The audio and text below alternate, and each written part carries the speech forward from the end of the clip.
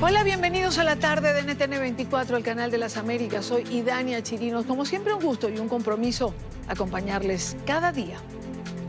Le hago un llamado a los colectivos. Y si uno revisa las redes sociales en este momento, uno puede darse cuenta de que hay distintos reportes en varios estados de Venezuela donde dicen que los colectivos están en la calle amedrentando a la población. Para conversar sobre este tema quiero darle la bienvenida a Luis Izquiel. Él es abogado, penalista, criminólogo, asesor de la Asamblea Nacional. Muy buena tarde, Luis, gracias por acompañarnos. Hola, estimada Idania, ¿cómo estás? Muchas gracias. ¿Se transformaron los colectivos en grupos paramilitares o siempre lo fueron? No, quizás al principio, como señalabas en el reporte inicial, eran grupos de izquierda, de la vieja izquierda venezolana, que hacían algunas actividades sociales, tenían ideas políticas, pero todo eso se ha ido transformando y ya los colectivos son sencillamente pandillas de delincuentes que actúan con total impunidad en Venezuela. Son grupos de choque de la dictadura de Nicolás Maduro que se presentan en las manifestaciones, en las concentraciones, en las protestas opositoras, con el ánimo de desactivarlas, de golpear a los opositores. Muchas veces los saldos de estos choques entre colectivos y desarmados civiles que protestan contra la dictadura de Nicolás Maduro se cuentan en muertos, en heridos graves. Estos grupos colectivos transitan por todo el territorio nacional con capuchas, armas cortas, armas largas. Regularmente se transportan en motocicletas sin placas y se dice que muchos de ellos tienen registros, antecedentes penales y muy probablemente, como se señaló en las últimas protestas que hubo, donde los colectivos salieron a hacer sus fechorías, sí, probablemente hasta presos, hasta gente que debería estar dentro de las cárceles de nuestro país, probablemente también formen parte de estos grupos delictivos denominados colectivos. En un momento determinado, Luis, recuerdo que habían colectivos en Caracas que eran reconocidos, por ejemplo, La Piedrita en el 23 de enero, pero hoy vemos que han proliferado, no sé si en cantidad en cada uno de ellos, pero sí en distintos lugares. ¿De quién dependen? ¿Bajo el mando de quién están? Bueno, ayer hubo prácticamente una confesión de Nicolás Maduro cuando señaló en esta locución nacional que hacía un llamado a la resistencia activa a estos grupos delictivos colectivos. Prácticamente él mismo se está señalando como el que da las instrucciones, ¿no?, de actuación de estos grupos amponiles. Ciertamente, Idania, han ido creciendo en número y en presencia en el territorio nacional, y yo creo que es directamente proporcional a la caída de popularidad y a la caída del apoyo de la dictadura de Nicolás Maduro. Mientras Nicolás Maduro menos cuenta con los militares para sostener su régimen, mientras menos cuenta con los funcionarios policiales, más importancia cobran entonces las actuaciones de estos colectivos, de estos grupos delictivos. Y por eso quizás es que lo vimos ayer haciendo ese llamado desesperado a los colectivos, que para qué, ante esta ola de protesta generalizada que hay hoy en Venezuela, donde estamos pasando 5 días de un apagón nacional sin electricidad en casi todo el territorio nacional, donde no se consigue gasolina, no hay alimentos, no hay medicina, y eso genera una cantidad de protestas. Ante esta realidad, entonces es que se presenta este llamado desesperado de Nicolás Maduro.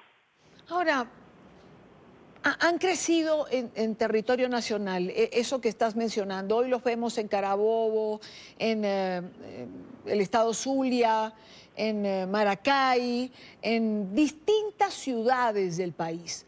Uno se pregunta quién lo financia. Es decir, hay un vínculo, evidentemente, entre Maduro y los colectivos armados. Hay órdenes que se imparten como la de ayer. Eso tiene una consecuencia directa.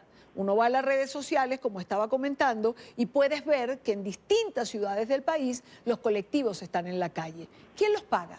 ¿Algún ministerio? ¿El gobierno completo? ¿Los pagan gobernaciones?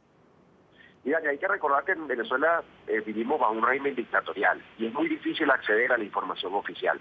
Ahora, es un secreto a voces de que muchos de estos colectivos están en las nóminas de los ministerios del Estado venezolano, Algunos de ellos inclusive están en las nóminas de las policías. Hay que recordar el episodio donde asesinaron a Oscar Pérez, a este combatiente que se alzó contra Nicolás Maduro y lo asesinaron una vez que se rindió. Uno de los policías que muere en esa acción, luego se determinó que era un colectivo del 23 de enero, que estaba uniformado y en la nómina de la Policía Nacional Bolivariana. Es muy probable que muchísimos de ellos, o casi la totalidad de ellos, estén en distintas nóminas de ministerios. Ahora, Idania, esa es una forma de financiación, pero hay otra también. Sí. En los sectores populares venezolanos, donde escasea la comida, donde escasean los bienes básicos, quienes venden esa comida al pobre pueblo venezolano son estos grupos delictivos, estos colectivos. Tienen harina para hacer las arepas, aceite, arroz, esas cosas que no se consiguen en los mercados, ellos la tienen en un mercado negro. Esa es otra forma de financiación que tienen estos grupos para movilizarse, para sostenerse. Ahora, Idania, es preocupante que, digamos, el descaro de la actuación de estos grupos irregulares, sí. Sobre todo tomando en cuenta que la alta comisionada de las Naciones Unidas para los Derechos Humanos, Michelle Bachelet, después de los eventos, cuando iba a ingresar la ayuda humanitaria desde Colombia a Venezuela, donde estos grupos colectivos hicieron de la suya en las ciudades fronterizas venezolanas con Colombia, por el estado Táchira, hizo un comunicado manifestando su preocupación y solicitándole a la dictadura de Nicolás Maduro que detenga, que aprese a estos grupos irregulares y recordando también la mala historia que tienen estos grupos paramilitares en distintas dictaduras latinoamericanas. Luego de ese llamado de la alta comisionada, hoy en Venezuela hay funcionarios de su oficina acá en el país. Y lo que llama la atención es que estando esos funcionarios de su oficina acá, Nicolás Maduro haga ese llamado. Entonces es una impunidad total, un descaro total el que existe con la actuación de estos colectivos. Una pregunta que quisiera hacerte. Si retorna la democracia a Venezuela, ¿cómo va a ser el Estado para controlar estos grupos armados, delincuenciales, que obedecen a intereses oscuros? Es decir, este es un problema que va a haber que afrontar, como tantos otros, ¿no? Bueno, fíjate, Idania, también recordando la historia latinoamericana, esta no es la primera dictadura que utiliza grupos paramilitares. Hay que recordar, por ejemplo, la dictadura de Noriega en Panamá, utilizó los llamados batallones por la dignidad. Y luego del cese de esa dictadura en Panamá, esos batallones por la dignidad no funcionaron más. Entonces es muy probable que en Venezuela, una vez que se retome la democracia en el país, cuando se elimine el financiamiento del Estado, cuando se eliminen estas actividades de mercado negro, donde estos colectivos, buscan su financiamiento, cuando se les acabe la impunidad tremenda para asesinar, para lesionar, para delinquir en el país, es muy probable que esos colectivos desaparezcan espontáneamente. Y si no desaparecen, sino que insisten en continuar con sus actividades delictivas, bueno, ante una nueva realidad, los cuerpos de seguridad del Estado tendrían que actuar contra unos grupos que sencillamente lo que hacen es cometer hechos delictivos, hechos punibles. Y todo el que cometa hechos delictivos en una democracia tiene que ser apresado. Claro. Quiero agradecer a Luis Isquiel por estar con nosotros en la tarde de hoy, por acompañarnos estos minutos en NTN 24. Buena tarde para ti. Muchísimas gracias, Yanira. Saludos. Son las 4:23 minutos, hora en Quito, 5:23 minutos, hora Costa Este. Revisamos otros temas de la agenda informativa del día. Es noticia el pronunciamiento de la alta comisionada de los derechos humanos de la ONU, Michelle Bachelet, sobre el allanamiento y posterior detención del periodista Luis Carlos Díaz en Venezuela. La funcionaria se refirió al hecho como presunto y dijo que la comisión enviada por ella a Caracas exigió tener acceso al comunicador. En su trino se lee: estoy profundamente preocupada por la presunta detención del reputado periodista Luis Carlos por parte de los servicios de inteligencia venezolanos. También es noticia la respuesta a la alta comisionada. Voy a compartir alguna de ellas.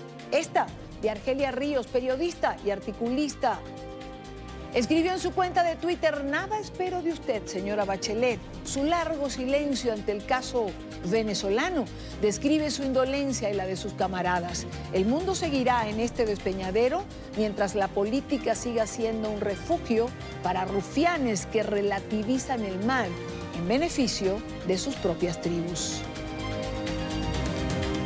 En otro trino, Argelia Ríos escribía: la presunta defensora de los derechos humanos no está preocupada.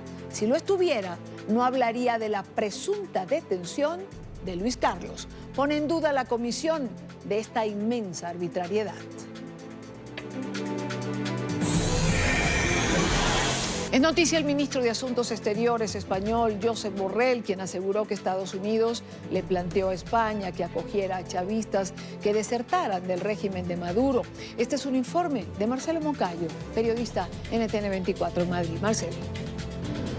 Hola, ¿qué tal? Un saludo para ustedes en la tarde, amigos televidentes. Aquí en la capital española hay reacciones luego de conocerse la información difundida por el ministro de Asuntos Exteriores de este país, Josep Borrell, quien aseguró que el secretario de Estado de los Estados Unidos, Mike Pompeo, le solicitó que analizara la posibilidad de recibir en España a ministros desertores del régimen de Nicolás Maduro. Una de las personas en reaccionar fue Antonio Ekarri, reconocido como representante legal de Juan Guaidó aquí en España. Desde Madrid, en una entrevista radial, el ministro de Asuntos Exteriores de España, Josep Borrell, aseguró este martes que en una conversación mantenida en los últimos días con el secretario de Estado de los Estados Unidos, Mike Pompeo, y el asesor de Seguridad Nacional, John Bolton, le plantearon su preocupación sobre el destino que podrían tener algunos ministros de Maduro que quisieran desertar y la necesidad que existiría de que estos funcionarios chavistas sean acogidos por países que apoyan a Juan Guaidó. El ministro Borrell aseguró que no se llegó a nada en concreto ni de qué personas podría tratarse. Tampoco quiso referirse a si uno de esos ministros sería el actual encargado de la defensa venezolana, Vladimir Padrino López. Según Borrell, la única respuesta que se dio a los funcionarios estadounidenses es que se estudiaría la situación en caso de que llegara a presentarse. Este anuncio generó reacciones en Madrid. Para el representante en España del presidente interino de Venezuela, Juan Guaidó, esta es una buena noticia, pues demostraría la crisis interna que vive el régimen de Maduro. Bueno, en realidad nos parece una buena noticia. Es una noticia que supone el desmoronamiento del régimen, como lo hemos venido pronosticando desde hace algún tiempo. Eso es lo que está pasando. Y seguramente estarán buscando salidas, vías para salir de esta situación tan grave en que han colocado a Venezuela. Esa es una de las vías que están buscando para que salgan de Venezuela y que salgan con algunas garantías. Algunos que no tengan, digamos, delitos de lesa humanidad cometidos saldrán indemnes. Ahora, quienes hayan cometido delitos de lesa humanidad, los está esperando la Corte Penal Internacional, a donde tenemos acreditados ya algunos abogados. Algunos partidos de izquierda en España, como Unidas Podemos, consideran lógico que Borrell haya asegurado que se estudiaría esa posibilidad, pues España ya lo ha hecho en ocasiones anteriores, aunque consideran que España primero debería impulsar una solución política dialogada en Venezuela. Televidentes de la tarde, y en las próximas horas, Antonio Ekarri, representante personal de Juan Guaidó aquí en España, tendrá un encuentro con los medios de comunicación de este país para comunicar cuáles son sus principales objetivos y líneas de trabajo mientras se termina todo este proceso de reconocimiento a nivel mundial de Juan Guaidó. Este es el informe para la tarde. Marcelo Moncayo, NTN 24, Madrid. Es noticia la decisión cada vez de más aerolíneas en el mundo de detener la operación de aviones tipo Boeing 737 MAX.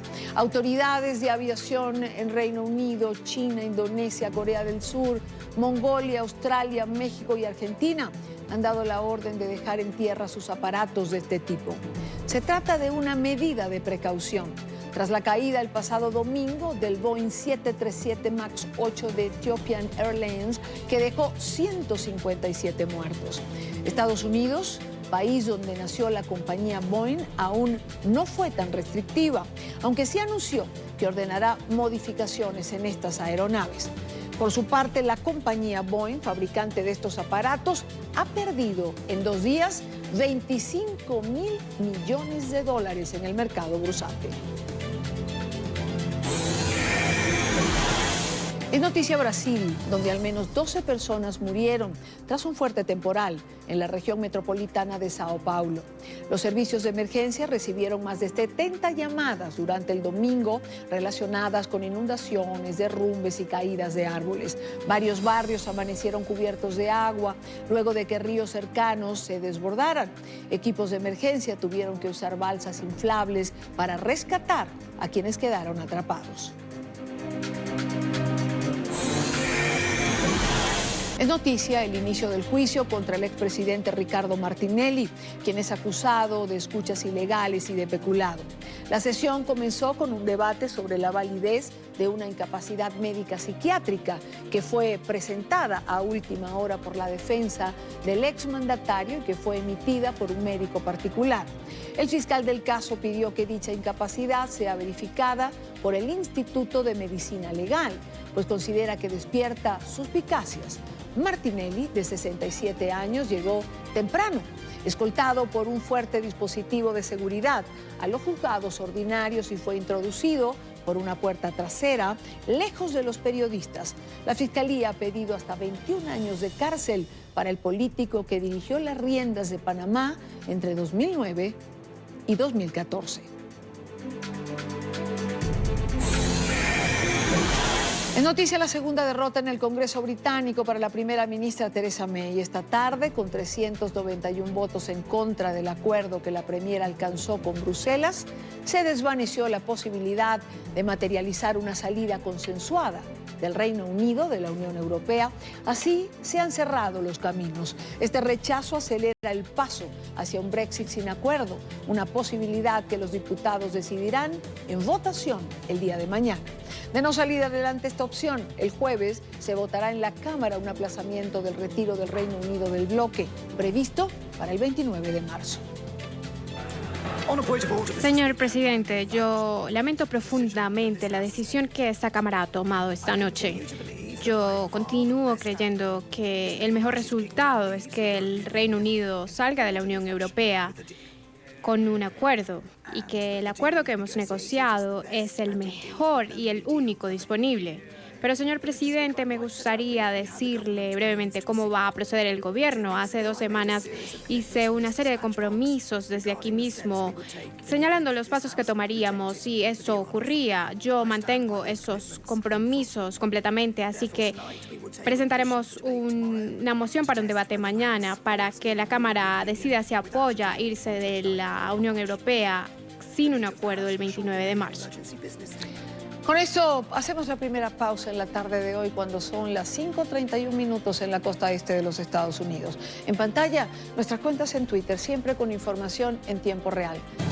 Continuamos con más en la tarde de hoy. Los demócratas en la Cámara Baja de Estados Unidos presentaron hoy un proyecto de ley que otorgaría una vía de acceso legal a la ciudadanía para miles de inmigrantes protegidos por varios programas de protección, entre ellos los llamados soñadores y los beneficiarios del TPS. Nuestra periodista Carolina Valladares tiene información en Washington. Carolina. ¿Qué tal? Buenas tardes. Desde el Congreso de los Estados Unidos se trata esta de la legislación más progresista, según sus propulsoras, para proteger tanto a Dreamers como TPS, jamás introducida antes en este Congreso de los Estados Unidos. Hay que decir que el objetivo de la ley, si es que es aprobada en ambas cámaras, sería alcanzar la cifra de 3.6 millones de Dreamers, es decir, de aquellos jóvenes que llegaron a los Estados Unidos siendo niños. Esa sería la cifra de personas que querían proteger también. No nos olvidemos que también busca proteger a los TPS. En este caso, la cifra que pretende alcanzar sería de 300.000. Son 3 mujeres demócratas las que están detrás de esta iniciativa. Se trata de la representante por California, Lucille Roybal Allard, y también 2 representantes más por el estado de Nueva York, de Nydia Velázquez e Yvette Clarke. Todas ellas han resaltado aspectos de esta legislación, pero a NTN 24, en el caso de la representante demócrata por California, ha destacado que también esta legislación abriría las puertas, atención, a aquellos Dreamers que fueron deportados bajo la administración de Donald Trump. Atención, podrían regresar a los Estados Unidos. Es la legislación para Dreamers más progresiva que jamás se ha introducido. Abre el camino a que más y más Dreamers puedan cualificar bajo esta nueva ley. Tiene diferentes provisiones para conseguir la ciudadanía y permitirles que consigan soporte financiero para su educación. Hay muchas cosas en el proyecto, incluyendo becas, para que los estados puedan ayudar a los Dreamers y para cualificar para las protecciones del Dream Act, así como muchas más previsiones que la van a hacer más progresiva que otras legislaciones anteriores. Estamos muy contentos porque hemos trabajado mucho, no solo con mis colegas en el judicial, sino con todos los grupos de presión y activistas, y los Dreamers que nos dieron información muy valiosa sobre su vida, cuáles son sus problemas y las luchas que no les permiten conseguir el sueño americano. Para que la legislación pueda llegar al despacho Oval, al escritorio del presidente Donald Trump, y decida si sancionarla o no, antes tiene que obtener la luz verde de la Cámara Baja, en la cual ya obtiene el apoyo de la presidenta de la Cámara de Representantes, Nancy Pelosi, por lo cual se prevé que obtenga la luz verde sin problemas. Otro escenario muy diferente sería el que afrontaría en la Cámara Alta, donde los republicanos tienen mayoría, son 53 los senadores republicanos y 47 los demócratas, pero atención, ojo, porque hay medios locales que indican que algunos legisladores, en este caso senadores republicanos, podrían votar a favor de esta legislación demócrata. Estas personas han vivido con nosotros, siguen la ley, pagan sus impuestos. Efectivamente, estos son los tipos de migrantes que quieren los Estados Unidos, personas que quieren venir a trabajar duro, seguir las leyes. Y espero en Dios de que el Senado se recuerde y también mueva la legislación. Ahora que espero en Dios que también el presidente considere firmar esta ley, ¿verdad? Pero como usted sabe, este presidente no hace nada por gratis, entonces sabrá Dios qué es lo que va a querer. Lo cierto es que de llegar al despacho Oval es difícil que el presidente Trump sancione esta ley, porque desde que llegó a la Casa Blanca el mandatario ha intentado suspender el DACA, que da beneficios y también protege de la deportación a cientos de miles de niños, ahora adultos, que llegaron a este país siendo jóvenes, y además ha cancelado el TPS a países como Haití, también Nicaragua, Honduras. Esta gente, los que se benefician del TPS, tienen ahora que decidir si buscar otras vías de legalización, regresar a sus países o quedarse en los Estados Unidos, pero sin documentación. Este es el reporte desde Washington, Carolina Valladares para NTN 24. Gracias, Carolina. Por otra parte, el ministro de Relaciones Exteriores de Colombia, Carlos Holmes Trujillo, estuvo reunido el día de hoy con el secretario general de la ONU en la ciudad de Nueva York. El canciller colombiano abordó con la jefatura de Naciones Unidas las 6 objeciones planteadas por el presidente Iván Duque a la Jurisdicción Especial para la Paz, mecanismo de justicia transicional creado, recordemos, en los acuerdos establecidos por el gobierno colombiano y la FARC. Alejandro Rincón tiene información. Alejandro.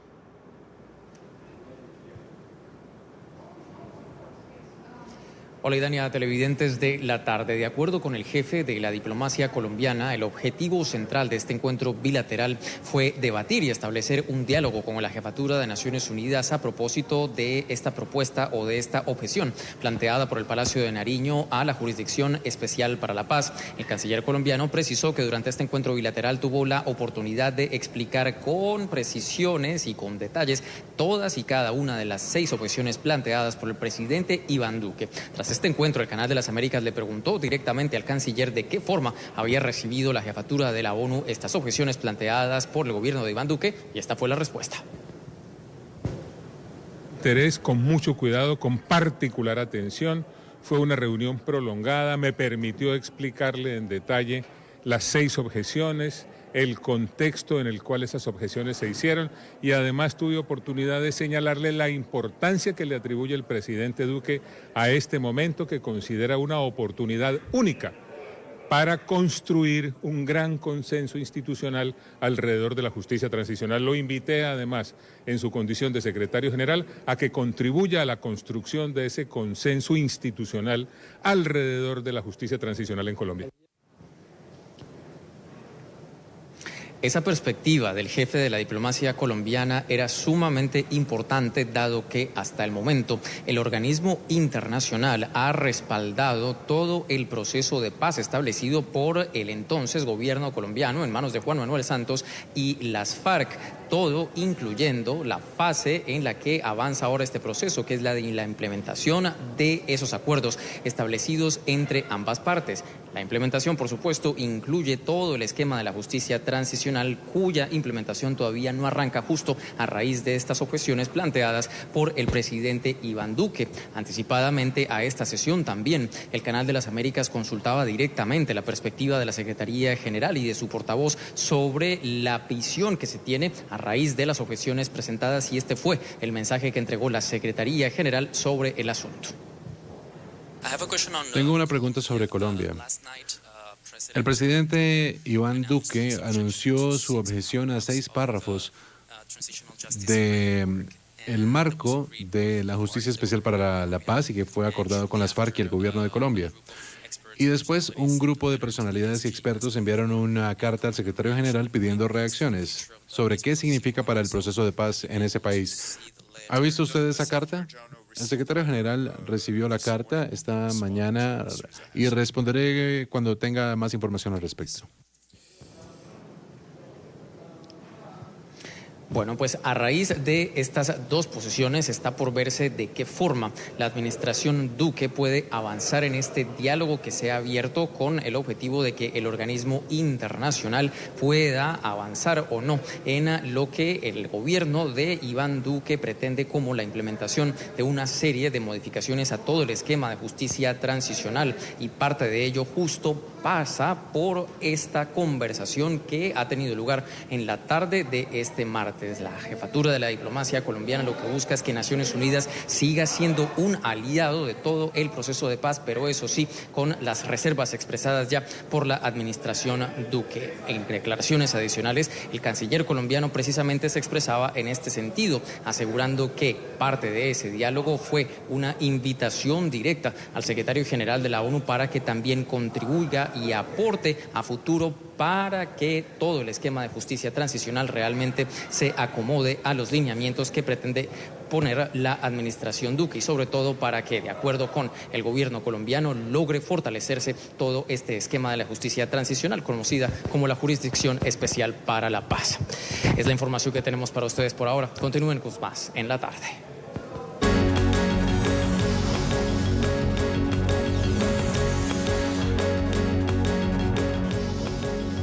5:48 minutos en Caracas, Venezuela. Esta es la concentración que había convocado el presidente interino de Venezuela, Juan Guaidó, a quien vemos en la imagen. También vemos a Lilian Tintori, esposa de Leopoldo López. Escuchemos lo que dice Guaidó. A nadie, porque no se lo pelaron cuando vino Maduro. El país estaba en pila. El régimen no protege a nadie. Mucho menos ni a militares, ni a estudiantes, ni a empleados públicos. Y un aplauso también a esos trabajadores de Corpoelec que con las uñas intentan hacer lo que pueden. A nuestros presos políticos, a nuestra gente que lo ha dado todo por Venezuela. Les pido un aplauso a ustedes mismos hoy. A los que nos ven desde otras partes del mundo, aquí están sus familiares. Hemos tratado de contactarlos y no vamos a dejar de insistir un segundo. Próximos pasos son muchos. Hay que construir capacidades. Bloqueamos el petróleo a Cuba, no vamos a usar más nuestros reales pachulianos ni para condena. Porque además no era para los ciudadanos cubanos que también sufren una dictadura. Era para el aparato de inteligencia y contrainteligencia que nos persigue. No era ni siquiera para el ciudadano cubano, que está también sufriendo una dictadura, no. No podemos permitir nosotros eso. Debemos avanzar. ¿Y cómo hemos construido capacidades? Movilización. ¿Recuerdan los cabildos? Pues pareciera que quiere tomar para poder comunicar mejor. Fueron días oscuros literalmente, sin información. Tenemos que seguir insistiendo en esa organización en cada sector. La movilización. Dimos el paso el 23 de enero, hace apenas 45 días, cuando teníamos los elementos amarrados. Ahora debemos avanzar. Lo decía en algunos otros puntos. Muy pronto también el nuevo gobierno necesita una oficina para funcionar. Y para lograr los espacios, para lograr Debemos construirlo, organizarnos muy bien. Como llegamos a la Avenida Victoria, que llegamos desde todos los puntos y logramos llegar a la Avenida Victoria. Tenemos que ser todos, que todos se informen, que todos salgan, que todos bajen, que todos vayan en sus estados también. Así que muy pronto debemos ir entonces a buscar nuestra oficina. Bien, es parte de lo que dice Juan Guaidó, presidente interino de Venezuela. Habla de la organización, de concentrarse, mantenerse en la calle como la forma de seguir con la protesta continua en contra del régimen de Nicolás Maduro. Es la concentración que había convocado el día de ayer. Por cierto, que hoy el fiscal nombrado por la Asamblea Constituyente Madurista, Tarek William Saab, anunció la apertura de una investigación en contra de Juan Guaidó por su participación en lo que ellos llaman el golpe eléctrico. Son las 5:51, hora costa este de los Estados Unidos. Retomamos la información de Estados Unidos. Vienen más sanciones contra instituciones financieras vinculadas a Venezuela. Así lo aseguró Elliot Abrams, el enviado especial de Estados Unidos a Venezuela. Tras el deterioro de la situación en el país, el gobierno de Estados Unidos retirará el resto del personal diplomático que permanecía en Caracas. Emiliana Molina en Washington tiene el informe. Hola, ¿qué tal? Muy buenas tardes. Pues en esta rueda de prensa el día de hoy desde el Departamento de Estado, Elliot Abrams, el enviado especial de Estados Unidos a Venezuela, asegura que en los últimos 4 días la situación en este país se ha deteriorado y está aún más caótica. Y es por eso que tomaron la decisión de regresar a los diplomáticos estadounidenses a Washington esta misma semana, aunque no dicen ni cuándo exactamente ni cómo, pero sí dan 2 motivos o 2 razones por el cual están regresando a estos diplomáticos. La primera, la situación que se ha deteriorado en Venezuela. Y la segunda es que este pequeño cuerpo de diplomáticos que aún estaba en la embajada estadounidense en Caracas estaba restringiendo ciertas políticas estadounidenses, entre estas algunas sanciones. Pues cada que se tomaba una medida de estas, la administración de Trump pensaba en cómo podría afectar a estos diplomáticos estadounidenses. Sin embargo, Abrams asegura que aún así, ahora sí que vienen más sanciones. Déjenme simplemente decir que en todas las decisiones que nosotros tomamos, todas las decisiones en actividades diplomáticas, sobre las visas, sobre las sanciones, la seguridad de ese equipo fue una consideración importante y fue algo que siempre tuvimos en mente, siempre, todos los días, literalmente todos los días. Hablaban de una intervención militar. Nada ha cambiado, nosotros continuamos diciéndolo porque es cierto, todas las opciones están sobre la mesa. Hablando con algunos expertos de Venezuela, aseguran que retirar a los diplomáticos estadounidenses podría causar ciertos problemas en el esfuerzo por restaurar la democracia en ese país. En primer lugar, yo creo que no hay duda alguna que esto genera problemas para la causa democrática en Venezuela. ¿Por qué? Bueno, porque desde un punto de vista de coordinación y de recolección de información era muy importante el trabajo que hacían esos diplomáticos estadounidenses en Venezuela. Y luego había un segundo punto, el punto quizás logístico. Para nadie fue un secreto cuando detuvieron al periodista Jorge Ramos, que quien le prestó mayor asistencia fueron los diplomáticos estadounidenses que todavía estaban en Caracas. Para nadie fue un secreto que cuando llegó Juan Guaidó a Venezuela, eso significó que su traslado desde el aeropuerto de Maiquetía a Caracas fue coordinado ampliamente por los diplomáticos estadounidenses. Entonces, desde ese punto de vista sí es negativo y hay alguna gente que lo ve de forma positiva porque piensa que esto puede llevar a que, quitando del cálculo la seguridad de los diplomáticos estadounidenses en Caracas, el gobierno de Estados Unidos puede tomar mayores medidas de presión contra el régimen de Nicolás Maduro.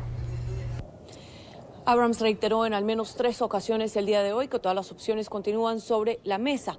De hecho, hizo referencia al hecho de que Nicolás Maduro le ha hecho un llamado recientemente a los colectivos para que salgan a las calles, reiterando que esto probablemente demuestra que Maduro está perdiendo cierta confianza en sus militares. Por otro lado, Abrams asegura que Estados Unidos está dispuesto a negociar la salida de altos funcionarios del gobierno en disputa de Nicolás Maduro y que podrían terminar en Cuba, en Rusia o hasta España. Esa es toda la información que tenemos desde el Departamento de Estado. Emiliana Molina, regreso al Centro Internacional de Noticias. Gracias, Emiliana, por la información. Para hablar de esto y de otros temas relacionados con Venezuela y desde los Estados Unidos, quiero saludar en nuestros estudios a Vanessa Neumann. Ella es presidenta y CEO de Asimétrica, analista especializada en temas de América Latina. Vanessa, bienvenida, gracias por acompañarnos. Gracias, Idania. Siempre un placer estar contigo.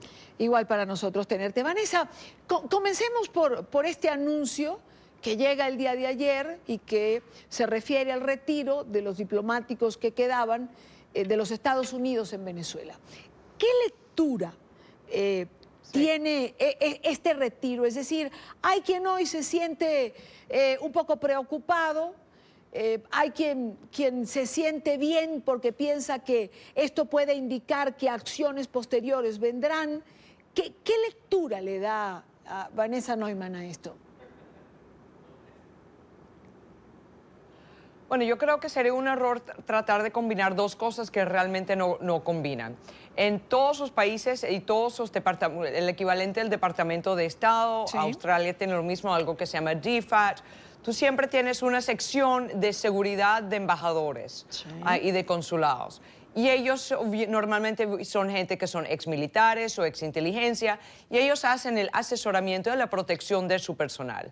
Habrán decidido que en un país donde tendrán generadores para la electricidad, pero para eso se requiere gasolina. Si no va a haber gasolina en un par de días, se les va a acabar el agua potable y con los bajones de electricidad y los generadores sin gasolina van a tener problemas en comunicarse. Entonces ellos tendrían uno personal en una embajada que si fuera atacado en un caos o mandado por Maduro o por los colectivos o solamente en un caos, ellos no tendrían cómo salvarlos y ellos tienen que ser responsables por su personal. Ahora, eso no tiene nada que ver con lo que los Estados Unidos pudiera hacer si tomara alguna intervención o alguna acción en un futuro, ya sea humanitaria o de rescate de rehenes o rescate de ciudadanos. Todos esos son escenarios que todavía se podrían dar y no tienen nada que ver con el retiro de los embajadores, del personal de la embajada de los Estados Unidos en Caracas. Ahora, lo que sí es cierto, acotaba Mariano de Alba, que estaba en la nota de nuestra corresponsal, es que digamos que el personal diplomático o el personal de la embajada siempre termina dando apoyo logístico a personas dentro de circunstancias que puedan presentarse. Es decir, no estando este personal, claro, no creo que tampoco Estados Unidos... Claro, entonces... No creo que Estados Unidos se quede sin nadie que pueda, de alguna manera, participar en este tipo de acciones logísticas. Yo no sé, no puedo decir que me consta, no puedo decir que tengo acceso a esa información que sería clasificada de todos modos, pero normalmente habría alguien en algún sitio, pero sería como alguien con mucho entrenamiento militar, claro, que podría tener, tú sabes, con un teléfono satélite, decir, mira, tenemos a un ciudadano americano siendo atacado, porque siempre hay americanos en Venezuela. Y ellos se tendrán que responsabilizar. Y también para dar algún briefing, alguna llamada de lo que está pasando en Venezuela. Uno que otro habrá, pero el edificio quedará vacío. Ahora, Vanessa, la opinión pública en general, en Venezuela y fuera de Venezuela, se debate entre dos posiciones: intervención o no intervención. ¿Están dadas las condiciones en Venezuela para una intervención? ¿Ciertamente se piensa que diplomáticamente todavía hay espacio para una salida? Yo creo que lo preferible y lo que sí se está elaborando, normalmente tú tienes como dos estrategias simultáneas, ¿no? Plan A, plan B y plan C, ¿no? El plan A es que la situación va deteriorando tan rápidamente, esto se va volviendo una crisis humanitaria enorme, que los militares no quieren ser parte de esto porque ellos también están sufriendo. Entonces todavía es que se volque pacíficamente y que Maduro y sus compañeros se monten en un avión y se vayan. Eso es lo ideal, eso es lo que todo el mundo quiere. Sin embargo, vayamos al otro escenario, plan B. Ahorita con los apagones la vida se ha puesto mucho más difícil, mucho más allá de lo que ya teníamos por la falta de comida y medicina. Y en un par de días se va a acabar la gasolina. Déjame decirte lo que se ha visto en otras partes del mundo cuando se le ha acabado la gasolina. Bueno, hay la película Road Warrior, Mad Max, ¿no? Que eso es un extremo y es Hollywood, pero lo que sí hemos visto, por ejemplo, en Turquía, en Irak, cuando ISIS también tomó control, la gente con las armas se acaparan de las pocas estaciones de gasolina y lo venden a los enemigos. Eso se vuelve como un pequeño fuerte armado y viene mucha violencia y mucho tráfico ilícito y ahí sí viene el caos. Entonces, si realmente se desata un caos donde la gente se está peleando a balas por gasolina o electricidad o agua, ahí sí podría venir una intervención y con militares, porque eso sería muy grave. Además, estábamos previstos que 2 millones de venezolanos iban a salir de Venezuela en el 2019. Eso fue antes de los apagones y antes de la falta de gasolina. Entonces, ese número se va a disparar. Eso va a cambiar el cálculo de Colombia y de Brasil. Ellos han dicho que no a la intervención, pero si esto realmente se vuelve un escenario post-apocalíptico, es posible que ese cálculo cambie, porque eso sería manejar tu estrategia en reacción a la realidad. Claro. Bueno, yo creo que un caos es el que hay en este momento, ¿no? Posterior, como bien dices, al apagón. Estaba revisando unas cifras que me impactaron y tienen que ver con saqueos en el estado Zulia. El 80% de los locales comerciales del estado Zulia fueron saqueados, una cifra que realmente me impactó. Han dicho que el servicio eléctrico está restaurado en todo el país. Por supuesto que no lo está, porque nos hemos encargado de chequearlo y los problemas con el agua están siendo severos en este momento. Pero digamos que ese es un comentario al margen.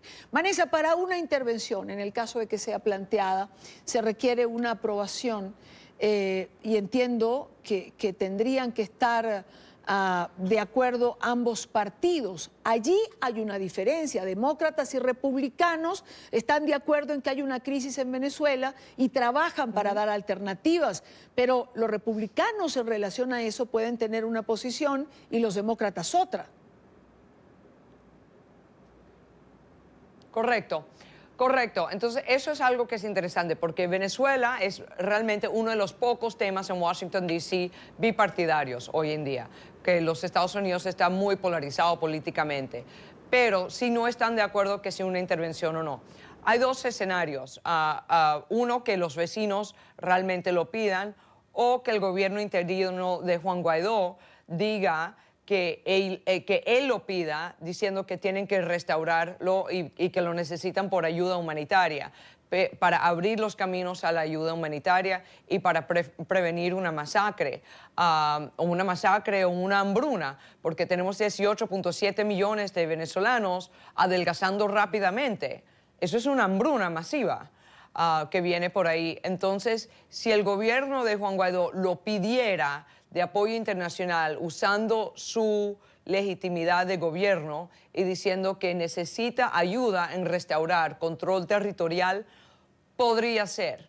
Pero yo te voy a decir por experiencia que eso es un argumento muy complicado, que mucha gente a pesar de que el argumento está ahí y hay precedente bajo la responsabilidad de proteger y los precedentes tienen unos criterios muy específicos, los cuales todos cuadran con Venezuela, aún así es muy difícil. Pero, como te digo, esos cálculos cambian en reacción a la realidad que se vive en el país. Cuando se habla de plan A, plan B, plan C, en el trabajo diplomático por un lado, en las conversaciones, en una solución de alguna manera pacífica, que es lo que todo el mundo quiere, pero dentro de alguno de esos planes hay un escenario militar, eso es evidente, si no, no escucharíamos ese ritornelo constante de todas las opciones están sobre la mesa. ¿Hay vuelos o han habido vuelos estadounidenses próximos a Venezuela? Hay quien dice que estos vuelos tienen que realizarse porque hay que identificar dónde están los radares antiaéreos, cuáles son los puntos sensibles en el caso de que una intervención se diera. ¿Esto es así, Vanessa? Sí, correcto. Quiero clarificar que yo no tengo acceso a esa información, lo que sería clasificada al gobierno americano, pero sí te puedo decir que es lo normal en estas situaciones, que tú tengas un plan de guerra, que tú tengas un plan para una intervención, ya por varias razones. Si se desenlaza una masacre, si se desenlaza bombardeos por la ELN contra el equipo de Guaidó. Estoy inventando escenarios, pero estos todos son escenarios posibles que cuando tú estás entrenado en temas de seguridad son escenarios que tú pones sobre la mesa y tienes que planificar para eso. Entonces, de que habrá un plan de cómo intervenir, ya sea para hacer ingresar la ayuda humanitaria, para frenar una masacre o cualquier otro tema extremo, seguro que lo hay. Y para eso, lo número uno que se requiere para una guerra siempre es inteligencia. Sin inteligencia no hay guerra. Entonces, eso sería lógico que uno estaría refrescando su conocimiento a diario. Y una última pregunta, Vanessa. En el caso de una intervención, Dime. ¿Qué papel jugarían factores como el ELN, factores como la disidencia de la FARC, factores como la presencia de Hezbollah, de la cual se ha hablado en momentos determinados?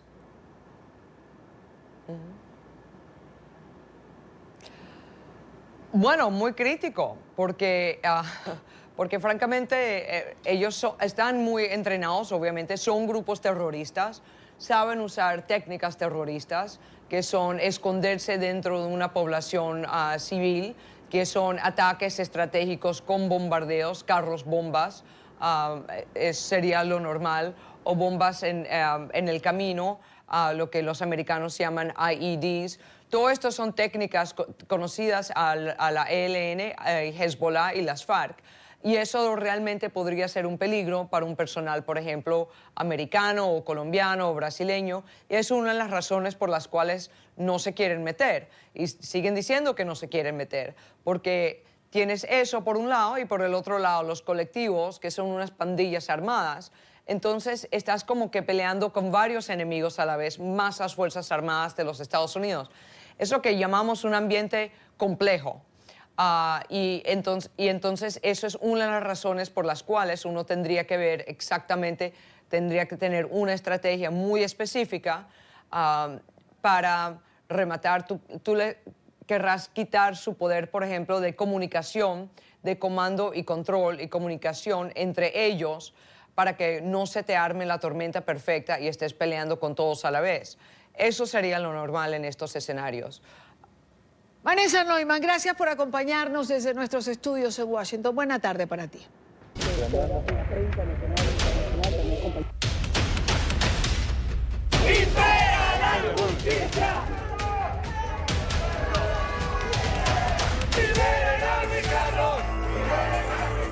¿Y qué vamos a hacer? Porque no sabemos en qué momento nos van a tirar una bomba lacrimógena.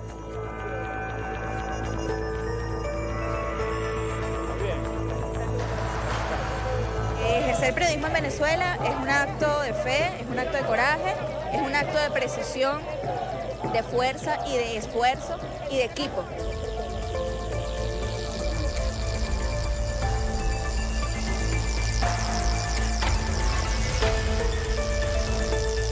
Tenemos el chip de la libertad de expresión bien incrustado, así que la verdad es que no son este tipo de cosas las que van a detener al periodismo venezolano. Luego de la detención del periodista Luis Carlos Díaz, la reacción del gremio periodístico no se hizo esperar y en bloque se protestó frente a la Fiscalía General de la República, donde pidieron su inmediata liberación. Un arresto que pone en evidencia la censura del régimen como política de Estado. Este es un informe de Oliver Fernández en Caracas. Así llegó Naki Soto, esposa del periodista Luis Carlos Díaz, a la Fiscalía. No solo afectada por lo sucedido, es que está en pleno proceso de tratamiento para curar el cáncer. Más de ser un periodista, insisto, en este punto es un defensor de derechos humanos. Luis Carlos ha formado gente en toda Venezuela y fuera de ella también. Pero Luis Carlos merece tener una voz que hable por él. No solo es un gran periodista, un defensor de derechos humanos, es mi novio, es mi amor. Cascazos en la cabeza, eso sí me lo dijo, efectivamente en el rostro, e incluso le prometieron que llevarían un cadáver hasta nuestra casa para acusarnos de asesinato. Periodistas y compañeros visiblemente afectados rechazaron la detención. Y yo no quiero ver tantos amigos aquí reunidos para esto. Yo no quiero que, o sea, yo quiero que la próxima vez que nos reunamos sea para celebrar la paz. Al menos 40 detenciones se han registrado en lo que va de año. Un duro golpe a la libertad de expresión, una agresión a quienes reportan la crisis venezolana. Todas detenciones arbitrarias, en todas robo de equipos, amenazas, coacción, terminan con deportación. La organización Espacio Público pidió una medida cautelar que busca su liberación. Podría ordenar, por ejemplo, la liberación de Luis Carlos, o podría perfectamente también establecer condiciones de detención o que sea juzgado en libertad. Desde el corazón, con toda la fuerza, este nuevo acto de agresión contra un periodista, contra un comunicador y con él a los comunicadores en Venezuela. La dirigente opositora María Corina Machado, desde la Fiscalía, dijo que es momento para que la Asamblea aplique el artículo 187 de la Constitución. De decirle al mundo, a la Fuerza Armada y a los ciudadanos que autorizamos, que se autoriza como Asamblea Nacional y en representación de los venezolanos, el envío de una misión de paz humanitaria. Eso es. No se descarta que representantes del Sindicato Nacional de Trabajadores de la Prensa se reúna con la comisión de la ONU que se encuentra en Venezuela para denunciar el caso. Es la información que manejamos desde Caracas. Continúen con más de la tarde de NTN 24. Indica tu nombre, tu apellido, por favor. Capitán de corbeta Juan Carlos Duque Moncada. ¿Desde cuándo no tienen el vital líquido? Mira, compadrito, tú sabes que aquí la gente está calmadita. Estamos tratando de resolver. Desde que ustedes han saboteado, ustedes que son de oposición, han saboteado al gobierno. El asedio contra Luis Gonzalo Pérez, periodista digital de NTN 24, empezó tan pronto el reportero empezó a grabar su informe en medio de una protesta de ciudadanos que piden la salida del régimen de Maduro en un sector popular de Caracas, a orillas del río Guaire, donde la gente busca surtirse de agua aunque esté sucia. Ante su cámara y en tono amenazante, llegó este hombre, quien se identificó como Juan Carlos Duque, funcionario del Instituto de Transporte del régimen de Maduro. Han saboteado al gobierno. No, tú eres opositor. Tú eres opositor. ¿Desde cuándo no tiene el agua? ¿Quién es tu presidente? ¿Quién es tu presidente? Yo no tengo presidente actualmente. Nicolás Maduro Moro, dígalo pues. ¿Desde cuándo no tienes agua? ¿Tú eres venezolano? ¿Eres venezolano? Sí, soy venezolano. ¿Quién es tu presidente? No tengo presidente ahorita. Verga. ¿Desde cuándo no tienes agua? Nicolás Maduro. El funcionario increpó e intimidó al reportero de NTN 24, quien resistió la andanada y se mantuvo firme en su papel de informar. ¿Desde cuándo no tienen agua? Luis Gonzalo, sin ceder a las presiones del funcionario chavista, volvió su cámara hacia la gente para preguntarle por la agobiante falta de agua. ¿Quién es tu presidente? ¿Desde cuándo no tienes agua? Desde el momento en que grabó este video, Luis Gonzalo ha recibido expresiones de respaldo de dirigentes y colegas que propenden por la libertad de expresión y por la integridad personal del comunicador de NTN 24. Ese es el reporte que le tenemos para NTN 24. Quien les habla, Luis Gonzalo Pérez. La periodista venezolana Ángela Vera hizo una importante denuncia en su cuenta de Twitter en relación a este caso. Escribió: Dios mío, el informante comisario del SEBIN me acaba de preguntar, Ángela, ¿cómo se llama el periodista de NTN 24 que cubrió hoy lo de San Agustín? Le recordé su nombre. Contestó, lo quieren. Hazme el favor de avisar que no debe de andar solo. NTN 24 hace responsable a las autoridades en Venezuela de la integridad física de su reportero Luis Gonzalo Pérez, que no hace otra cosa que cumplir con el deber de informar, que no hace otra cosa que ejercer su profesión a diario. Lo seguirá haciendo y estará en las calles de Venezuela, simplemente para informar. Por eso quiero saludar a Carlos Larrazábal. Él es presidente de Fedecámaras, el organismo que agrupa al sector empresarial en Venezuela. Carlos, bienvenido, muy buena tarde, gracias por acompañarnos. Buenas tardes a ti y a todas las personas que nos ven a esta hora. Zulia, definitivamente Maracaibo, la capital del estado Zulia, creo que ha sido uno de los lugares más golpeados. Me gustaría corroborar algunas de las cifras que estamos manejando y cuando veo la lista de los locales que fueron saqueados, pienso que puede ser verdad que un 80% del sector comercial fue saqueado en la capital del estado Zulia. Bueno, nosotros no tenemos cifras tan extremas, pero sí un porcentaje importante que está en proceso de cuantificarse de negocios han sido saqueados. Centros comerciales, por ejemplo, el centro comercial Sanvil, que es un centro comercial emblemático en la ciudad de Maracaibo, 150 locales comerciales de 270 fueron saqueados. Hoy en la mañana, a mediodía, fue saqueada la distribuidora de una embotelladora de una marca reconocida de refrescos. Y ya es vandalismo, no es que se llevan los productos alimenticios, en este caso refrescos, pero hay también computadoras, escritorios. Ese es un proceso que viene profundizándose desde el fin de semana, que arrancó con distribuidoras de jamones, de carnes, carnicería, pero ya es un proceso genérico. Esa situación en menor grado, pero de importancia, se dio en el estado Anzoátegui, donde se saquearon algunos distribuidores de lácteos. También se ha dado en algunas poblaciones más pequeñas. Pero como tenemos un blackout informativo muy fuerte aquí en Venezuela, realmente por las redes sociales que se va enterando, y nosotros por nuestra red empresarial hemos ido levantando la información. También en Caracas se dieron algunos saqueos en centros comerciales y en locales comerciales, sobre todo el día domingo. Ahora, cuando me hablas de un centro comercial, de 170 locales y 150 de ellos fueron saqueados, tengo que preguntar qué pasó con las autoridades.